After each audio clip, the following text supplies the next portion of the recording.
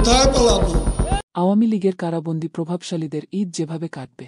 বিগত সরকারের সময়ের মন্ত্রী, সংসদ সদস্য, সচিব, মেয়র, পুলিশের আইজিপি সহ বিভিন্ন আমলাদের অনেকে এখন কারাবন্দী। তাদের বন্দি জীবন কেমন কাটছে, সেখানে কি কি খাচ্ছেন তারা, কিভাবে তাদের সময় কাটছে, এ নিয়ে অনেকের মনেই রয়েছে কৌতূহল। আগামীকাল ঈদুল ফিতরে তারা সেখানে কিভাবে দিনটি কাটাবেন, কেমন মর্যাদা পাবেন, এসব প্রশ্নের উত্তর জানতে চান অনেকেই। যারা বিভিন্ন স্থানে গেলে ভিআইপির মর্যাদা পেতেন সেই ব্যক্তিদের অনেকে এখন কারাগারে সাধারণ জীবন কাটাচ্ছেন। আগামীকাল ঈদুল ফিতরের দিনটি তাদের সাধারণ বন্দীদের মতোই কাটবে। তাদের জন্য বাড়তি কোনো আয়োজন থাকবে না। এর মাঝে স্বজনরা আসবেন, দেখা করবেন, কিন্তু বাড়িতে তৈরি কোনো খাবার তারা খেতে পারবেন না। ঢাকা কেন্দ্রীয় কারাগার সহ বিভিন্ন কারাগারে বন্দীদের ব্যাপারে খোঁজ নিয়ে এসব তথ্য জানা গেছে। কারাসূত্র জানিয়েছে, এখন পর্যন্ত বিগত সময়ে মন্ত্রী, সাংসদ, সচিব, আইজিপি সহ বিভিন্ন পর্যায়ের আমলা ও রাজনৈতিক নেতা মিলে 1-2-5 জনের বেশি বন্দী আছেন। এদের অধিকাংশই বন্দী আছেন ঢাকা কেন্দ্রীয় কারাগারে। এসব বন্দির অধিকাংশের স্বজনরা রমজানে তাদের জামিন করানোর জন্য দৌড়ঝাঁপ করেছেন, কিন্তু তাতে কোনো লাভ হয়নি।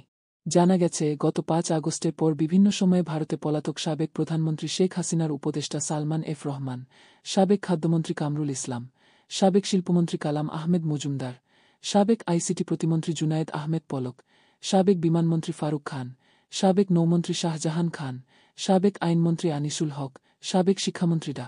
দীপু মনি, সাবেক মন্ত্রী রাশেদ খান মেনন, সাবেক কৃষিমন্ত্রী আব্দুর রাজ্জাক, সাবেক পররাষ্ট্রমন্ত্রী হাসানুল হক ইনু, সাবেক পাটমন্ত্রী গোলাম দস্তগীর গাজী, সাবেক প্রধানমন্ত্রী শেখ হাসিনার বিদ্যুৎ, জ্বালানি ও খনিজ সম্পদ বিষয়ক উপদেষ্টা তৌফিক ইলাহি, সাবেক বিচারপতি এইচ.এম. শামসুদ্দিন চৌধুরী মানিক, সাবেক স্বরাষ্ট্র সচিব জাহাঙ্গীর আলম, আওয়ামী লীগ নেতা আমির হোসেন আমু, বাণিজ্যমন্ত্রী টিপু মুন্সি, সাবেক সংস্কৃতিমন্ত্রী আসাদুজ্জামান নূর, আওয়ামী লীগের সাংগঠনিক সম্পাদক আহমদ হোসেন, মুক্তিযুদ্ধ বিষয়ক প্রতিমন্ত্রী এবি তাজুল ইসলাম, চট্টগ্রাম বন্দরের সাবেক chairman rear admiral Mohammad Sohail, সাবেক ঢাকা মহানগর পুলিশের ডিএমপি কমিশনার মো.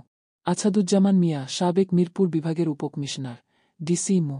জসিম উদ্দিন মোল্লা, সাবেক এসআই চঞ্চল চন্দন সরকার, সাবেক সহকারী পুলিশ কমিশনার রাজন কুমার সাহা, সাবেক অতিরিক্ত উপ পুলিশ কমিশনার এস.এম. মাইনুল ইসলাম, সাবেক অতিরিক্ত ডিআইডি মশিউর রহমান, সাবেক এডিসি জুয়েল রানা, এনটিএমসির সাবেক মহাপরিচালক মেজর জেনারেল অব.